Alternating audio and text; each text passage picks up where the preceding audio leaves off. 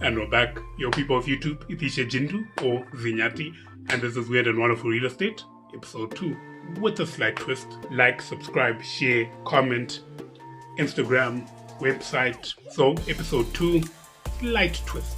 Not gonna lie, when I started Weird and Wonderful Real Estate, it was pretty much a way for me to dissect, review, analyze, factualize everything about all these weird properties out there and just talk about them, make a few jokes, and then do a deep dive into everything about them, their pros, their cons, and their considerations. But that's not exactly what interests me about real estate, especially the weird and wonderful side of real estate. I came to realize after these 4 weeks of just experimenting on what I want to do on this channel and how I want to do it, Weird and Wonderful Real Estate is really about me answering 2 questions and 2 questions only.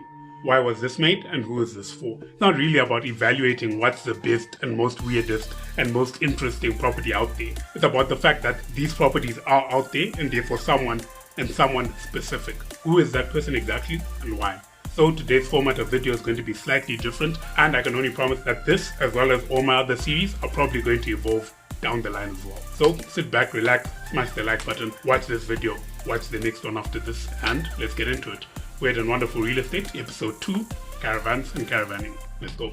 Instantly, when I think about caravans, I have a flash from the past, thinking about cowboys, gypsies, merchants, people in the gold rush, and people who want to be more with nature. If I had to narrow it down to a series of words, the people who I feel are drawn to caravans are those who are seeking exploration, discovery, freedom, adventure. It's people who don't want to always be living in the status quo. Even as I was writing it, I had to stop a bit and realize that's kind of corny, that's kind of romanticized. But it's hard to argue with the fact that travel trailers do deviate probably the most from the traditional concept we have of a home. Personally, when I'm thinking of a home, I'm thinking comfort, I'm thinking security, I'm thinking familiarity. Somewhere where you have all the control and things shouldn't change much unless you change them. But if we're using this as a baseline for what a home should be, travel trailers pretty much deviate completely from this description. Where comfort is largely subjective, it's hard to argue with the fact that living your life on the road, exposed to the elements and everything else Mother Nature can throw at you, isn't exactly my first thought when I'm thinking comfortable lifestyle. And additionally, you can't exactly carry the utmost levels of comfort in a little shed, which most travel trailers in the original days were. And when it comes to security, it doesn't fare much better. When you're in a home, you're pretty much closing yourself in and keeping everything else out there in the wild, none of your problem. But when you're living in a caravan, you're pretty much just throwing yourself out there in the wilderness to be at one with everything that you'd normally want to keep out. And probably the most contradictory factor of this is familiarity. When you're out there, it's just you, your car, or your horse, and your trailer. Everything else is out of your control and ever shifting. You can't expect the road to be the same, the people you meet to be the same, the landscape to be the same, the weather to be the same. Everything changes. The heart of caravans is exploration, freedom, and discovery. Not comfort, not security, and not familiarity. And that's exactly what Dr. William Gordon Stables thought as well. Allow me to give you a brief introduction on Dr. Stables. Surgeon for the Royal Navy and author of over 130 books, most of which were about adventure, because of course. And finally, he was the first ever person to commission a modernized rendition of the travel trailer. As I said before, those original caravans were pretty much a tiny shed on wheels. You'd have your bed and you'd have your inventory and not much else. Gypsies or the Romani, however you want to refer them to, took this a step further and added a bit of luxury and style into their caravans. Dr. Stables decided to adopt the Romani style and slightly dial up the knob a lot.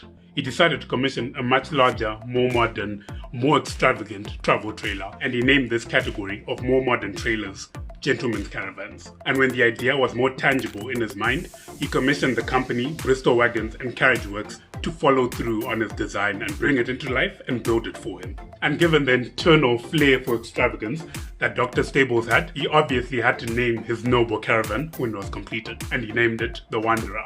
But he also took it a step above this and wrote an entire book on his journeys in his caravan that he dubbed the Gentleman Gypsy. Whether he knew it or not, and whether he even cared or not, Dr. Stables carved a new pathway into mobile living. The Gentleman Gypsy, his book on his travels and exploits in Wanderer, found its way into the hands of the Duke of Newcastle. And from there, being the royal duke that he was, he couldn't just sit there and suffer from FOMO, so he decided to commission his very own gentleman's caravan. And obviously, he had to name it as well, and he named it Bohemian. And from this, the match was officially lit to start the flame of caravans and caravanning early into the turn of the new century in the 1900s. Caravans and caravanning became the new craze and sensation. In 1901, the Caravanning and Camping Club was founded, and from then to today, it amassed a following of over 500,000 people. With more demand came more business. With more business came more competition, and with more competition came much more innovation. Where caravans originally had their roots in humble soil of just being there out of necessity and convenience, more often than not, these caravans were often wagons first for supplies and inventory before they were even caravans for people to live in. After everything you needed was packed up in your wagon, caravan, then if you were able to fit in your blanket and some hay and yourself back there, and then it would become a quote-unquote caravan for people back in those days, especially your cowboys, miners and merchants. It would really be debatable if most wagons back then were more comfortable than just pitching up a tent, to be honest. But given the newfound popularity, everything changed. The Gentleman Doctor stables showed that caravans could be so much more, and you could adventure in a caravan in much more comfort, security and familiarity than what was once expected. From the 1900s all the way to today, the limits of what a caravan can and couldn't do were stretched beyond belief, and the spectrum of the caravanning experience was vast and unyielding, the only limits being your imagination and your wallet. From the shy and humble teardrop caravan to the more extroverted, extravagant, large and in charge Airstream caravans, everything in the middle is up for grabs, and everything further from the poles is just an imagination and an investment away. And I really do mean that. The spectrum of what you can get out of caravans today is as diverse and customizable as what you'd expect from building or buying a house today, as well as the budget range. Entry-level caravans like the Adria, Eden and the Sprite offer all the basics you'd need for mobile replacement housing, or at the very least, a replacement one-room apartment. From a small and compact kitchen, dining room, a bathroom with a shower and a toilet, plus closet space, as well as bunk beds to house 4 people. And all this at the entry price of under $15,000. But the real discussion over whether caravans can become a true home replacement really become blurry when you talk about the big toys. Brands such as Airstream with the Airstream Classic and Voltage with the Voltage Dutchman. Let's bring the Voltage Dutchman into the spotlight. So first thing first, just look at it. This thing comes with its own internal command center where you can control the internal climate, the Wi-Fi, the generators, the gas and fuel tanks, as well as the lights going out throughout this huge monster.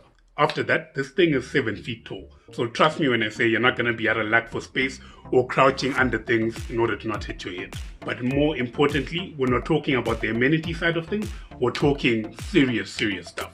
We're talking fully loaded kitchens, bathrooms, dining rooms, and, wait for this, its own master bedroom, plus enough space to house 10 people. Did I mention how this thing comes with its own flat screen? Still not impressed? How about if I said it comes with its own deck? Its own deck, guys. Come on. But honestly and truly speaking, are caravans really homes? Can they really be considered real estate? And to that question, personally speaking, why not? It's true, most people partake in caravanning as a novelty experience, a getaway for the holidays, a camping trip, things like that. But not exactly a rarity for people to permanently decide to live on the road. And also, to be honest, people who are caravanning probably don't care what you and me think. For them, it's about freedom, exploration, and discovery. Nothing else matters. The open road is their only master, as well as tax, insurance, interest rates, and whoever you're paying to get rid of your waste.